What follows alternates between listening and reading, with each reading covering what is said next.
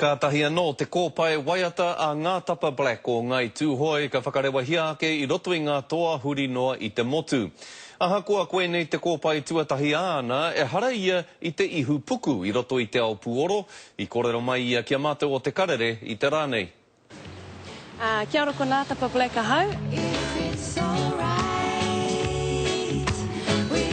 Nā ka tahi anō ka puta mai taku kōpae puoro ko te inua ko Black Light, nā Miss Black and the Light. Kua oti. You inspire me to limits unknown.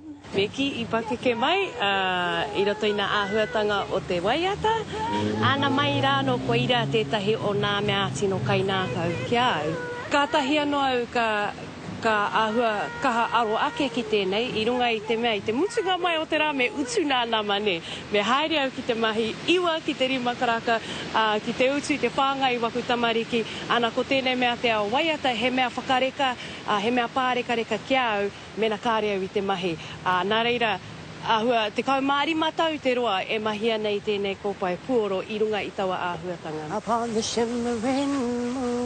Wetahi o nā kaupapa, ko taku kaha moke mo te wā kaina, e hia tau ke e noho tāre wāna, e hia tau au e kimi haere I nā tānata I te haramai te whakatangi I nā momo taonga, e hia tau au e kimi nei I tōku ake reo, Ana, kua haere nā tau, ana kua kainākau atua hau ki nā wahine pērā ia Jill Scott mā Erykah Badu, ana kua pērā te āhua waku waiata. Ua tonu ki te tūmōku I runga I te ātāmira me te whakaaro ko wai ahau. E mōhio katoa nei tātou ki tāna reo waiata, ki aia e tuana I runga I te ātāmira.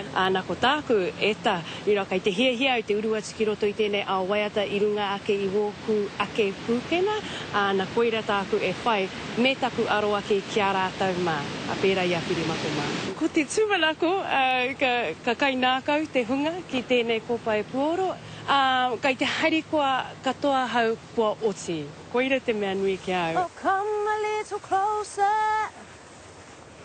Oh, come a little closer.